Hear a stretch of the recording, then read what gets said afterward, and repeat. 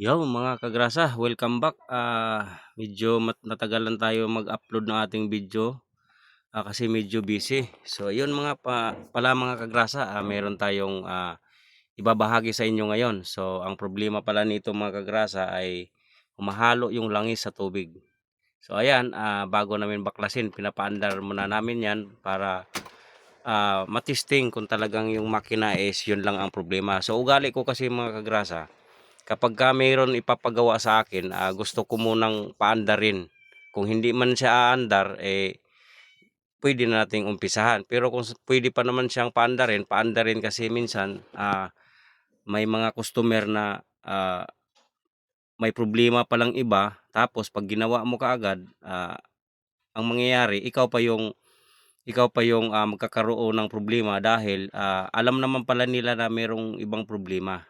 So, para maiwasan natin yung mga kagrasa, nasubukan ko na kasi yung mga gano'n mga kagrasa, kaya payo ko lang sa inyo yung mga baguhan, bago kayo gumawa ng ng mga trouble na ganyan, so paandarin muna natin to make sure na umaandar at walang ibang problema. So, ang problema nito mga kagrasa ay babaklasin natin tong oil cooler kasi humahalo yung langis sa ating radiator.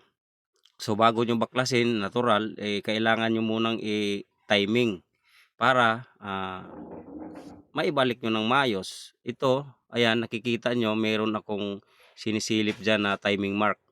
So, double check nyo lagi. Kailangan nyo munang i-check yung timing bago nyo hugutin yung ating injection pump. Ano yan sa mga kagrasa, semi-electronic. So, ayun, binabaklas na namin yan. Inabot na kami ng gabi dahil matagal na umpisahan, matagal na approve. So, ayun, binanatan pala to ni paring Jojo Beltran, si Kongkoy's Mix Vlog. Alright, so kung gusto nyo makita yung mga video ni paring Jojo, search nyo lang sa Facebook mga kagrasa, Jojo the Great. So, yung dan niya is letter D. Alright, so paki-follow mo na rin yung page niya mga kagrasa. So, itong ginagawa namin ay para to sa mga baguhan lang. So, siyempre, para meron silang guide. So, kung kayo master nyo na yon, alam nyo na yon, pwede nyo nang ipagpaliban. Pero itong ginagawa namin ay para sa mga baguhan. So, nais namin, kasi kami dati mga kagrasa, sariling sikap. So, ngayon, sa panahon ngayon, mas madali na siyang maintindihan kasi mayroon kayong pwede mong i-search sa YouTube na kung mayroon ka idea ganon, napakadali.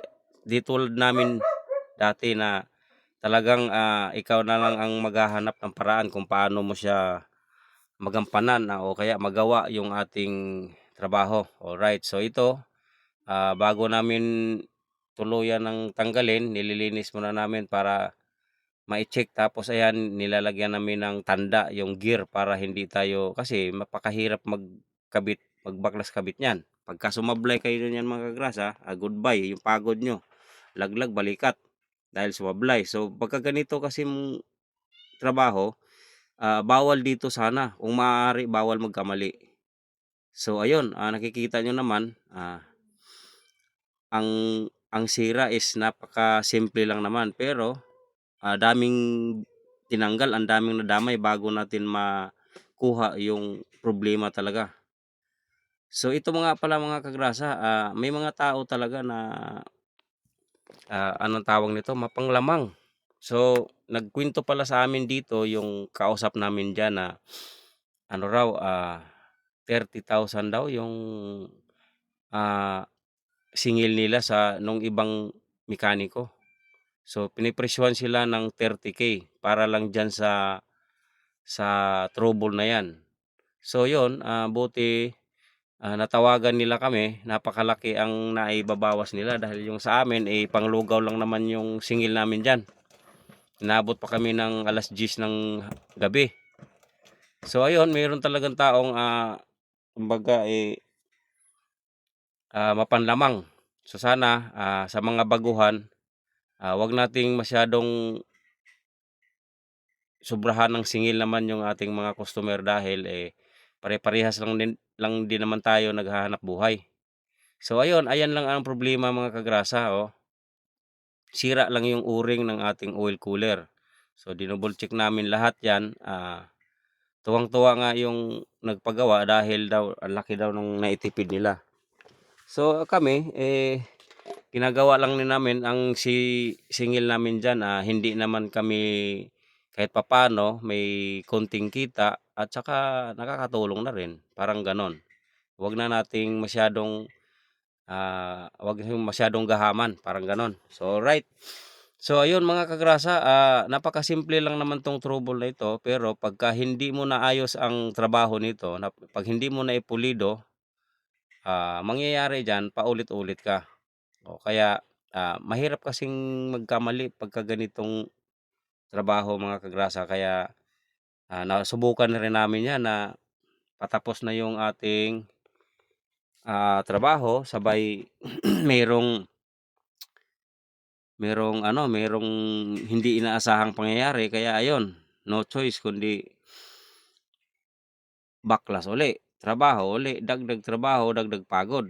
So hangga't maaari, iwasan natin yung mga gano'n mga kagrasa. So ayan, nakikita niyo naman 'yan kung paano namin, inisa-isa o kaya paano namin 'yan, ginawa. Kayang-kaya na 'yan kahit naman sino, kayang gawin basta gustuhin niyo lang. So ito, nakikita niyo dito sa loob ng ating radiator, sa lower hose, so ang kapal nung langis. So nag-o-overheat siya dahil yung langis nahaharangan na yung,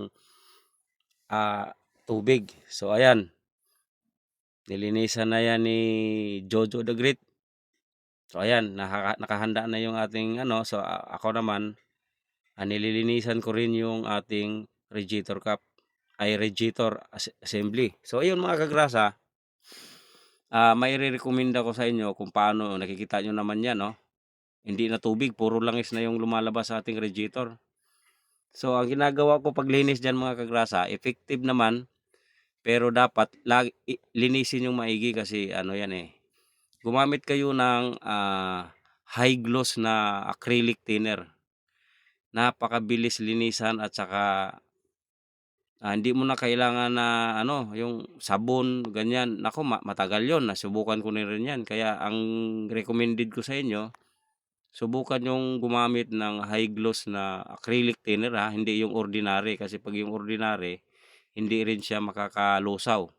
So ayan, ipasok nyo lang tapos alog-alogin, siguraduhin nyo lang na, um, ma madaanan ng acrylic lahat ng mga butas ng radiator na 'yan.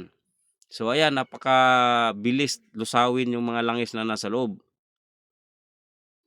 Nakikita nyo naman, napakalinis na. Alright? So yung mga ganitong klase, makikita nyo lang kung paano ang diskarte para mayroon kayong guide kung kayo man ang nasa sitwasyon. So ayan, nakahanda na 'yan. Ready to install ang ating injection pump mga kagrasa. So yun, sana, wag niyong kalimutang mag-like, subscribe at saka kung mayroon kayong tanong mga kagrasa, marami naman akong video na nai-upload. Medyo bihira ko na lang kasi nai-upload 'to mga kagrasa kasi medyo busy na ang panahon. So dito ay nahihirapan na si paring Jojo sa tumang kalisod. So ayun, siya ang bumabanat diyan dahil alam naman natin kung sino nagbakla, siya rin magkabit. O ayan, napaka-basic na lang 'yan ni Jojo the Great. So ayun, bisitahin niyo ang kanyang, FB page, Jojo the Great. So dito ay taga-video lang muna ako tapos alalay ako diyan sa ilalim. Alam mo naman, tayo, kahit saan tayo malagay, ready to go. So dito ay, bugat kayo. So ayun, siguraduhin yung nasa tama yung ating timing para hindi magdoble ang pagod. So yun mga kagrasa, maraming salamat pala sa ating subscriber diyan na walang sawang sumuporta kay Wilmar Candidato, Arnel Beltran, kay paring Angie Boy, kay paring Nolpo, alright, kay Nolpo Beltran, kay WGL Official, kay kanino pa ba? Yon, kay Orlando Musgida Jr., alright, Alvin Aurea, yon mga kaibigan natin yan, mga solid supporters. Kung sino man yung gusto pang magpa-shoutout,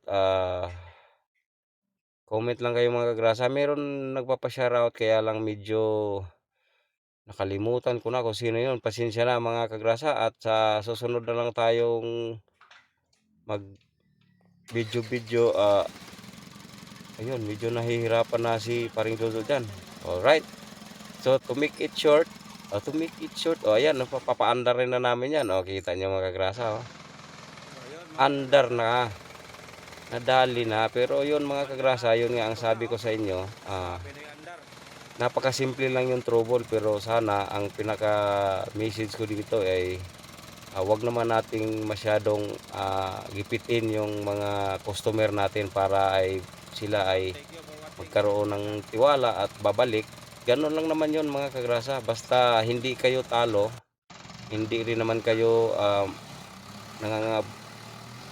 masyadong ang tawag din, argabyado naman yung customer nyo, kaya dapat balance lang. So yun,